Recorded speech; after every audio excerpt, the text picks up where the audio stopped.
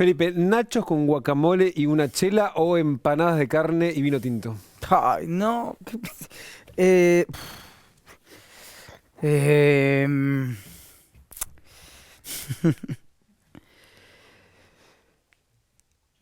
empanada con una chela. Ok. Sí, con una michelada en Una realidad. michelada. Sí. Empezaste a construir una cultura mixta, ¿no? Entre lo argentino y lo mexicano. Sí, ya teníamos un poco esa noción porque, Mm. bueno, mi papá es argentino, se fue en el 74 a México, y entonces, bueno, había un poco una noción, al revés, por Ujú. supuesto, era mayormente contenido mexicano, pero había siempre una punta que unía con la Argentina, íbamos a asado los domingos, hay una gran comunidad Argenmex y Mexarg, entonces habían muchos amigos, se hacía asado, se avisaba. Me acuerdo que en ese momento, ahora hay más, pero en ese momento alguien avisaba que había yerba, había mate en tal lugar, entonces íbamos todos a comprar yerba mate. ¿Y había mate en tu casa? ¿Tu viejo tomaba mate? Mi viejo no toma, mi viejo es Ah, muy del café, pero mi mamá se volvió ah, mirá. muy del mate, sobre todo después de que vivimos acá un tiempo. Claro. Pero en ese momento, por ejemplo, sándwiches de miga. Yo me acuerdo de mi viejo y consiguió sándwiches de miga, 95.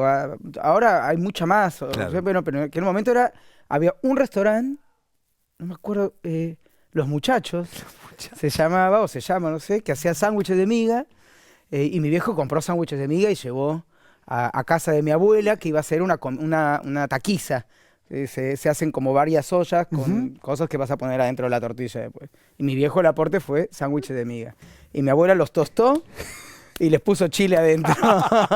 Y dije, ok, fue de las veces que entendí, esto es más o menos lo que me Esa es tu toca, eso vida, es lo es que un me sándwich toca a de mí. miga con chile. Y años después me pasó así, y de hecho hemos inventado algunos platos así, polenta con mole, Muy ir bueno. tratando de mezclar. Son culturas que en ciertos puntos están muy Ujú. hermanadas, muy hermanadas, muy unidas por distintas cosas, incluso en su historia moderna como países, con los exilios y con las idas y vueltas y demás. Y por otros lados, a veces Mm. están muy separadas. Entonces, es Ujú. interesante esto que preguntaste, que si yo generé una micronación adentro que un poco se extiende a la gente que me conoce más Claro. íntimamente. Cuando viniste, bueno, ahora decías, es más fácil, pero cuando viniste no había picante para No había conseguir. nada. ¿Cómo era tu vida sin picor? Eh, difícil. Eh, Digo, la comida no sabe a mirá, nada. al principio había mucha ida y vuelta de gente, porque cuando yo vine vinimos todo un elenco de Claro. mexicanos. Entonces, cuando iba y volvía alguno, traía salsas. Traía latas y salsas y tortillas y esas cosas. Entonces, durante un tiempo había como una especie de contrabando de salsas picantes, hasta que empezamos a encontrar algunos lugares donde se conseguían a veces algunas cosas. Y también, bueno, la comunidad de la Embajada de Claro. México avisaba, ¿viste? En tal supermercado entró tales productos. Salsas, chiles, los limones chiquitos, por Ah, ejemplo. sí, que El, ahora li- ahí, pero era el limón que acá difícil. en la Claro, Lima es el limón de allá que es un poco claro. más ácido. Y al principio acostumbrarme a que el limón era un poco más dulce, el maíz es más dulce. eh, y después, bueno, empezar a inventar, a ver, ir a un restaurante y pedir algo picante y que me trajeran pimienta. Y para mí no era picante, la pimienta era Además un... como un tas la vida. Claro, claro. Y además hay picante para cada cosa. Claro. Pero bueno, después empezaban a haber restaurantes donde había salsa tabasco, y empezaba a haber un poco más de productos. Pero sí, era de avisarnos quién va, quién viene o dónde. O en el barrio chino, por Claro. ejemplo, que conseguías algunas cosas. Hasta la fecha yo voy mucho al barrio chino porque consigo muchas cosas. Llevas más de 20 años, o sea, ¿hasta cuándo seguís siendo extranjero? ¿O ya tenés asumido que sos un porteño más? No, esa es una pregunta particular. Eh, yo eso me lo he preguntado mucho Ujú. últimamente. ¿Hasta cuándo se es extranjero? De hecho, creo que lo he hablado con mi viejo. Mi viejo también tiene una historia Ujú. así de cambio de país, de trasterrarse. Eh, Hay una parte que es como si fuera un árbol. Las primeras raíces siempre son las que van más a profundidad. Y eso tiene que ver con tus lugares de origen, ¿no? Y después cuando te trasterras, cambias de tierra, empiezan a salir raíces nuevas que tardan un tiempo, mientras que las otras siguen estando ahí y siguen unidas a lo primordial. Entonces, esto de generar una mini nación interna tiene que ver un poco con eso, porque en ese lugar, ese es mi lugar. Si voy a un plano geográfico, físico, y bueno, pasa un poco como la canción, ¿viste? Ya Claro. no soy de aquí ni soy de Claro, allá. en ese lugar no sos ni argentino ni mexicano, sos Felipe. Sí, soy yo, y en México cuando voy tengo Claro. un poco de acento argentino, y acá siempre la referencia es que soy mexicano. ¿Y el acento alguna vez te jugó en contra o te abrió trabajos? Pensando en los papeles, ¿no? Nunca lo planteé como una herramienta laboral, Ujú. lo del acento. Sucedió que cuando vine era muy marcado Claro. y de alguna manera había que justificar que hay un pibe mexicano Claro, sí, sí, sí. en Rincón de Luz, ¿viste? ¿Cómo llegó? Entonces había que explicar, creo que la primera explicación era que me había ido una cosa muy rebuscada, me había ido a Cuba y ahí había conocido a uno de los personajes y de Cuba había venido para Argentina, una cosa medio rara. Pero bueno, al principio había esta cosa de que, pero es mexicano, ¿cómo justificamos que es mexicano? Pero yo no le di mucha bola y como vine a los 15 años, un poco naturalmente y por la necesidad de comunicarme más fluidamente, sin tener que pasar por el paso previo de explicar de dónde soy y demás, fui acomodándome y aprendiendo el lenguaje de acá. Es loco, porque parece que habláramos de dos lenguajes, Sí. aunque es el mismo, pero hay cambios radicales en el lenguaje. O sea, entre chela y birra hay un abismo. Entre chela, birra y entre dulce de leche y cajeta, ni te Claro. cuento, ¿no? Sí, sí. Pero hay muchas cosas así, Claro. y también de los modos, de la forma, ¿viste? De la idiosincrasia mexicana es por ahí, tiene una cosa esto de el mande, tiene una cosa muy servicial, Ujú. muy amable, casi demasiado amable a veces, ¿no? Y el argentino es más frontal, tiene esta cosa un poco más tana, más Claro. Dar española, ¿viste? instrucciones. Claro, eso a veces es un choque para mí también, ¿no? ¿Todavía? Todavía, ¿Ah? sí, incluso en el humor y eso. Pero también por eso, Ah. al principio, la necesidad de hablar como acá tenía que ver con eso, con comunicarme rápidamente, con poder entrar rápido a los códigos de humor y demás. Además, hay cosas que me encantan de ambos idiomas, ¿viste? Empezando por las puteadas. Por alguna razón, las puteadas, estoy seguro que alguien ya analizó esto, no es algo nuevo, pero las puteadas son una manera maravillosa de entrar a aprender idiomas. Sí, hablan mucho del lugar. Claro. Tenés una hija porteña, 9 años ya. ¿Qué tan mexicana es ella? Es un poquito mexicana, es un poquito mexicana. De hecho, durante un tiempo me pidió una vez, me dijo, papi, si te preguntan, vos decirles que yo soy mexicana. Pero vos no sos mexicana. No, pero yo dije que soy mexicana, vos decirles que yo soy mexicana. Entonces, tiene mucho de lo que... Tiene una cosa muy curiosa, tiene una cosa mexicana muy cotidiana, ¿no? De que se le antojen tacos un domingo. ¿Vamos a comer unos tacos o vamos a comer un chicharrón de queso? Claro, Pero bueno. tiene que ver con el cotidiano, Claro. con desayunar huevos revueltos o con la música, con algunas cosas de música que tienen que ver con lo cotidiano mío o con los abuelos. Pero, además ahora las redes sociales te acercan muchos otros países de manera inmediata y sin ningún tipo de introducción. Simplemente el youtuber que está viendo son 3 mexicanos. Te cagan bien o mal, pero Claro. son 3 mexicanos, es una chica colombiana. Entonces, también su oído ya reconoce palabras de varios lados, casi, viste, los dibujitos hablan en neutro, es raro. Entonces tiene una cosa ahí mexicana que le atrae, yo creo que le atrae mucho, pero que bueno, todavía nos falta ir un rato allá y que esté un rato más en México. ¿Y te imaginas esta escena en unos años, no tantos, que diga, papá, gracias por los servicios prestados, me voy a vivir a 8.000 kilómetros de casa? Lo he pensado, lo pensamos, de hecho se lo sugerimos. Es muy chiquita. Sí, lo que pasa es que creemos también que viajar es importantísimo. Si hay posibilidad de viajar con la cabeza de no solo de turismo, sino de de realmente insertarte, conocer, de ir a otros lugares, si están las posibilidades, es interesante. Creo que sería dolorosísimo.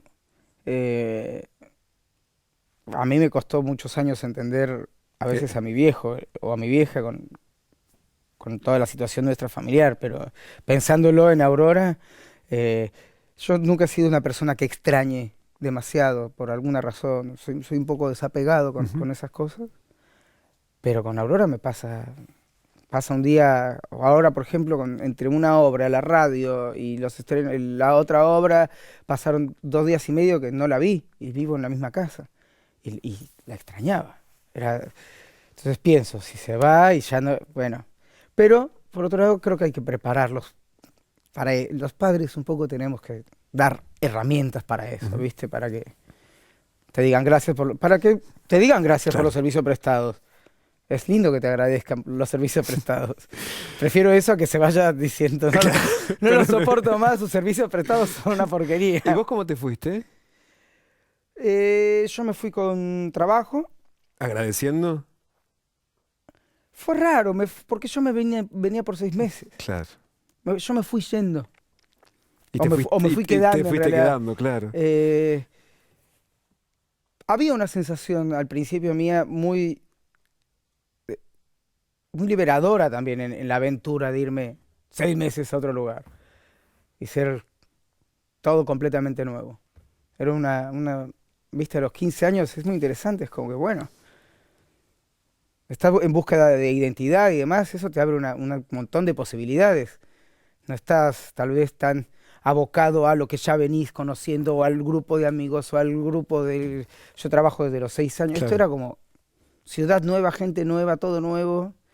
Entonces, venía como con esa sensación. Después, cuando empezó a pasar el tiempo, y ya empezó a ser mucho más consciente la decisión de quedarme, fue un poco más complejo, ¿no? Explicarlo, entendernos, extrañarnos. Eso fue difícil para toda la familia acomodarnos. Tu papá fue uno de tus primeros directores. Sí, claro. ¿Cómo abusabas de tu rol de hijo? Entre todos sí se puede, era la... No. No, todo lo contrario. Lo único que me acuerdo, la obra que dirigió mi viejo, que yo hacía era Entre todos sí se puede, que era una cosa, eran animales, algo en un bosque, no me acuerdo exactamente. Y yo hacía de conejo y la oreja que me habían hecho se caía. Y yo estaba muy ofuscado porque mi oreja se caía. Y finalmente fue un hit que la oreja se cayera, claro. Después usaba la oreja. Yo estaba así y se caía la oreja, y la gente se moría. Pero no, nunca sentí que estuviera utilizando las carreras de mis viejos para hacer la mía. Bueno, de hecho, hicieron carreras muy distintas, ¿no? Muy distintas y... Fue medio, por una parte muy natural, mi entrada a laburar, estaba ahí, estaba en los teatros, estaba en los sets, acompañaba a mi mamá que hacía producción o hacía vestuario también en comerciales y demás, estaba ahí. Y después cuando me tocó hacer cosas, también lo disfrutaba mucho, entonces eso empezó a generar que hiciera más cosas. Después, ya más grande, a los 15, decidí como más conscientemente, más grande, quiero hacer esto toda mi vida.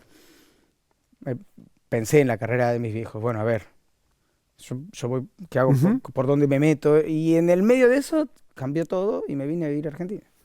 En un momento se encontraron en el escenario de vuelta con tu papá, ¿no? Haciendo voz de... Kurt Cobain y tu papá de Sinatra. Sí. Y de hecho había un cruce de experiencias artísticas muy distintas. Había algo también de que el escenario reflejaba algo de la vida de ustedes. Esa era una obra que hacía mi viejo en México. Se llama No te preocupes, ojos azules, de Sergio Zurita.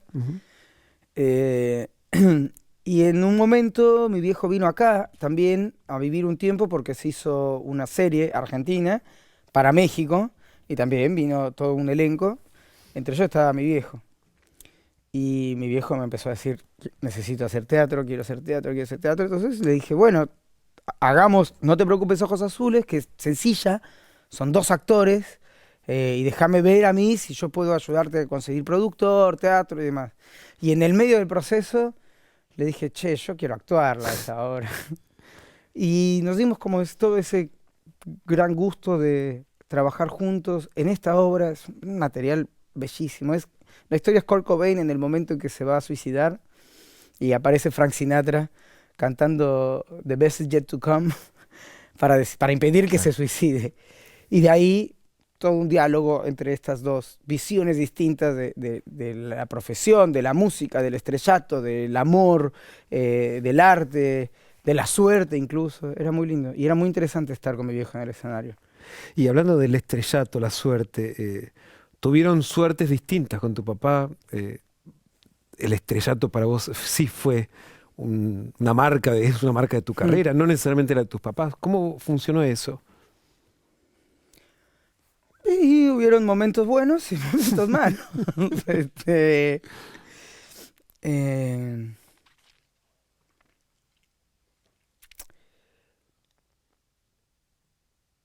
Fue muy, muy particular todo lo que pasó con la etapa, sobre todo de Rebelde, para mí y para todos los que estábamos involucrados.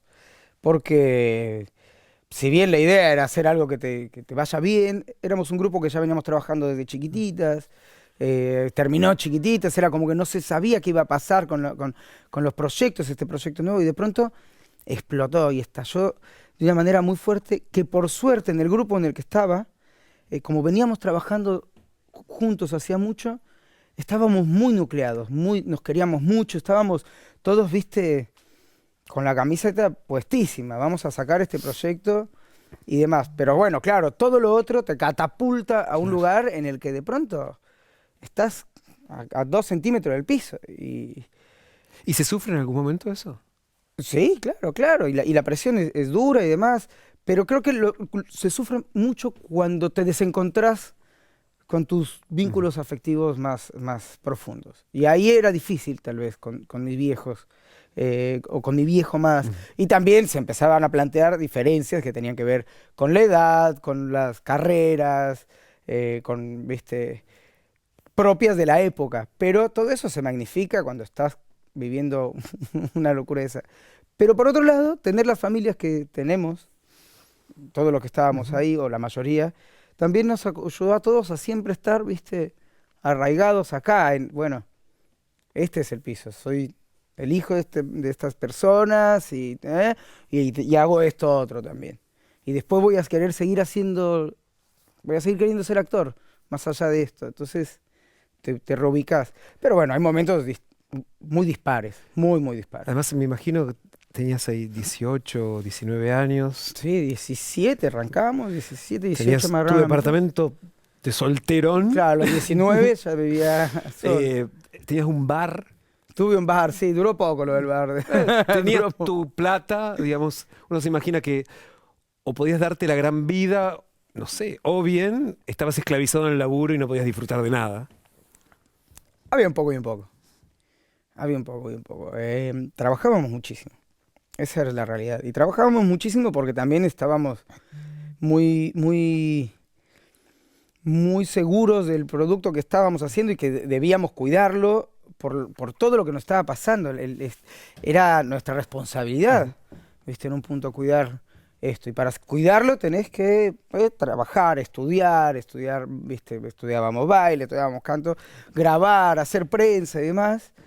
Pero además, te repito, el núcleo de trabajo que teníamos era tan bello que también nos dábamos la gran vida ahí en el trabajo. Y después también tenías tus ahorros y tenías tu plata y demás. Entonces yo podía ir a México, ni bien terminaba la temporada de grabación, me iba unos días a México, o me podía comprar una guitarra que me gustaba y esas cosas. Y hasta que vas siendo más grande, entonces vas diciendo, bueno, vamos a poner, sí, claro. Hablando de raíces. Claro, ahí vino la decisión de comprarme un departamento acá, por ejemplo. Y hablando de plata, ahora estás haciendo una obra de teatro que tiene que ver con eso. Con que te llueva plata. ¿Cuál es la decisión que vos tomarías? O la decisión que vos tomaste, porque te fue bien.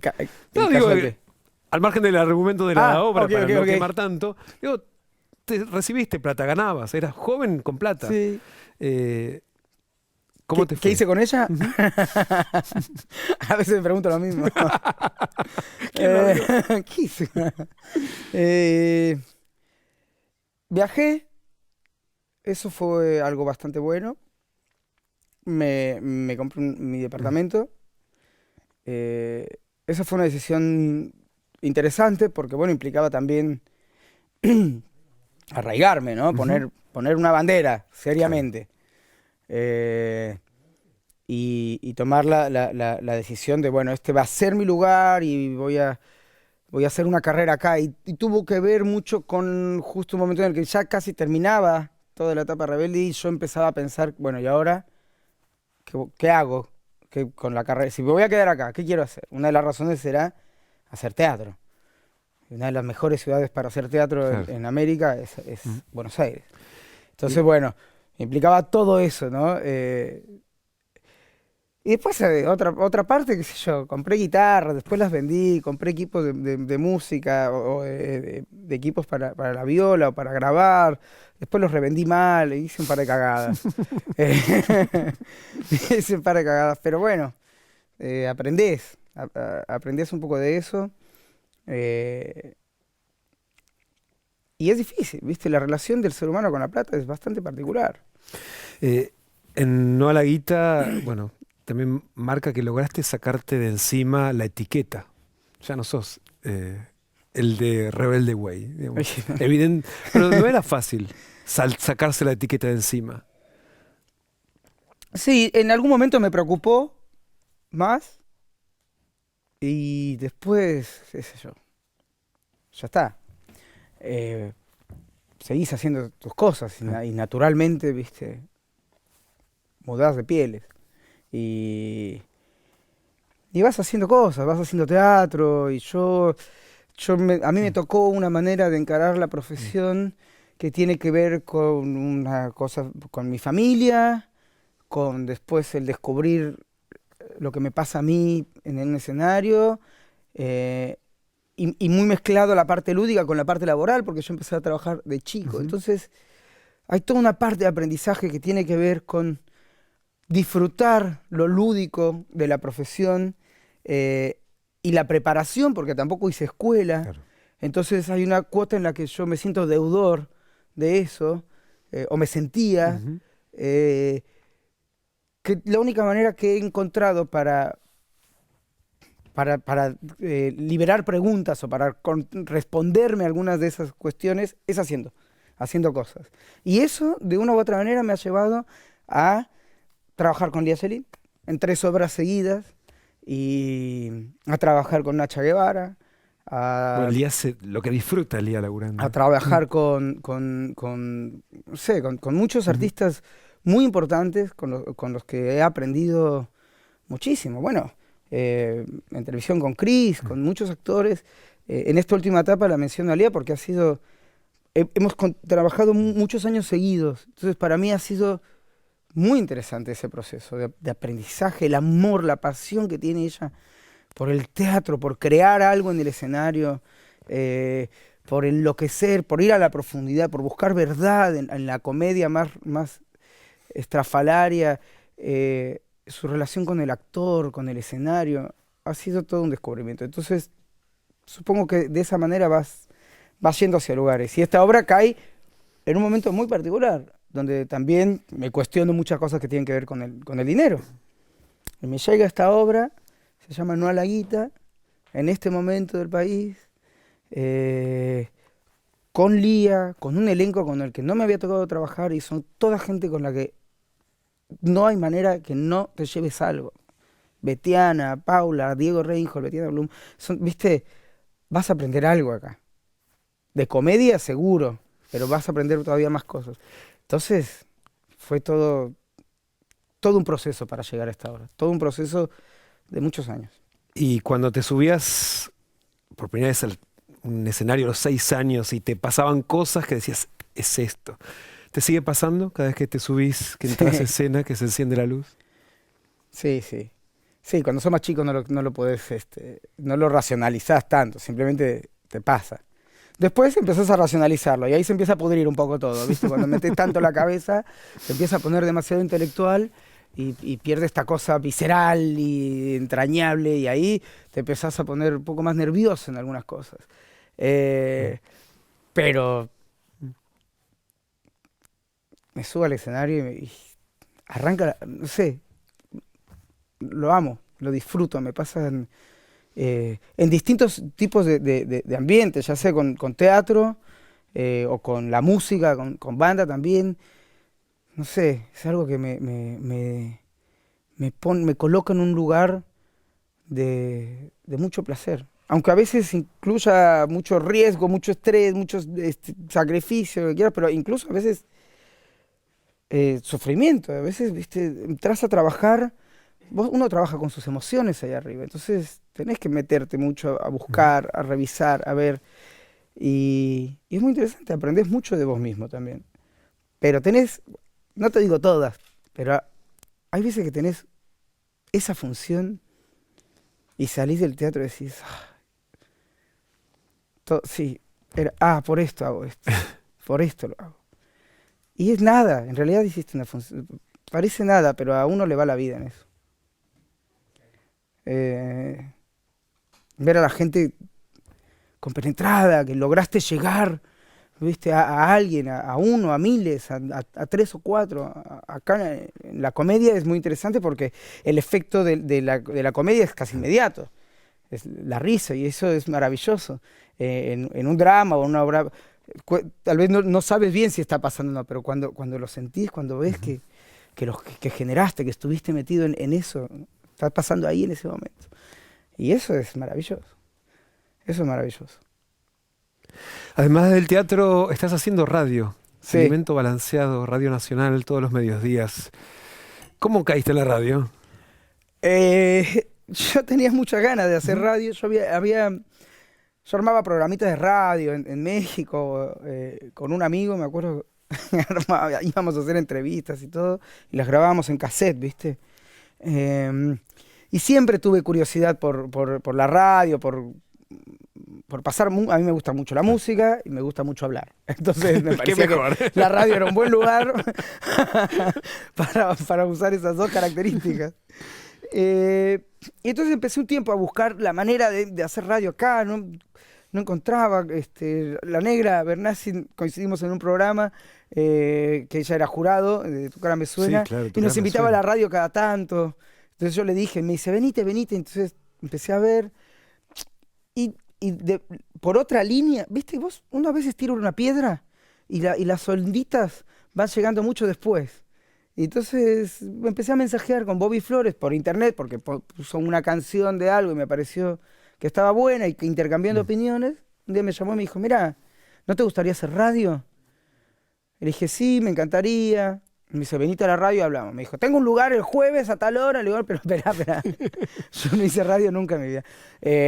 No, el programa lo vas a hacer con ella, que es Cecilia Elía, mi compañera, que ya venía haciendo radio y que por suerte es ella, que ha sido maravilloso encontrarla, sabe mucho. Un equipo, va llevando los tiempos y... Me enseñó muchísimo, pero además nos llevamos muy bien y tenemos un lindo equipo. El equipo de producción que tengo también es bellísimo.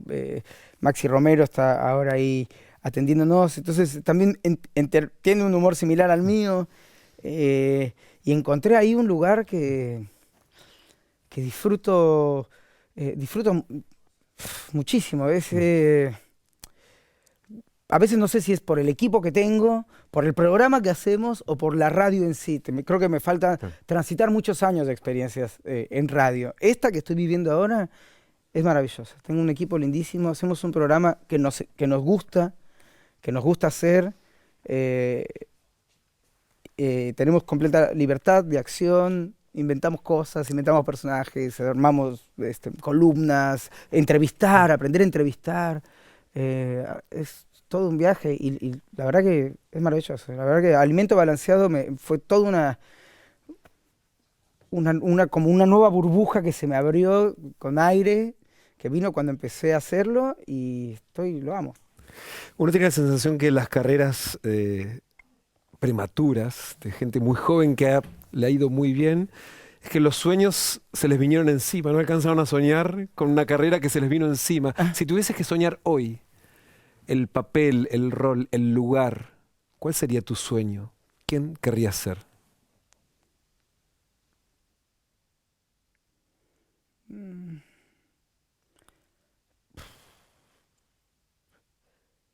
No sé, creo que, no sé si tengo a alguien que quisiera ser.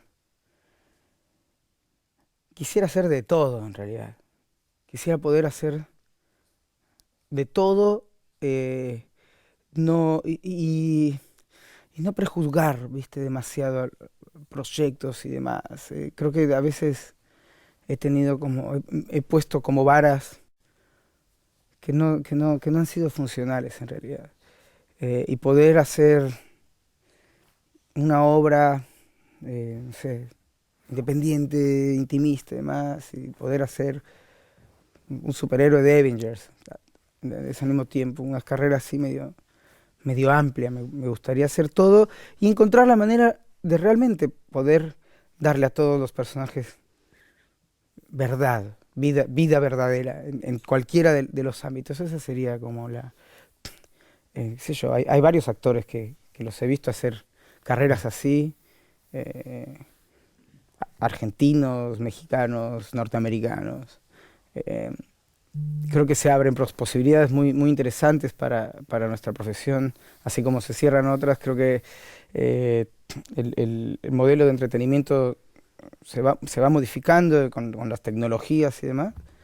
eh, y creo que me faltan un montón, pero un montón de cosas para hacer. Me gustaría dirigir, me gustaría hacer mucho más cine, me gustaría seguir haciendo radio.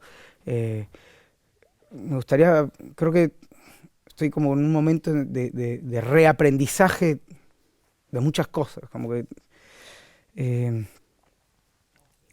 todo lo que ya junté hasta ahora, bueno, perfecto, esto ya lo puedo poner en un locker, ya le puedo poner esto hasta acá ya está claro. Ahora, con estas herramientas que ya tengo, necesito aprender muchas más cosas desde otra posición. Y eso me parece muy esperanzador. Porque bueno, te vas haciendo actor con los años. Así, ¿viste? Es una carrera de resistencia, no de velocidad. Así que viajar, trabajar en otros países, trabajar con otros actores, conocer más directores. Hay gente muy interesante para laburar, para sorprenderte gratamente, ingratamente, bla, bla, bla, ¿viste? Muchos personajes para hacer. Hay, ¿viste? Hay mil cosas para contar todavía. Y ojalá pueda inmiscuirme en la mayoría de ellas.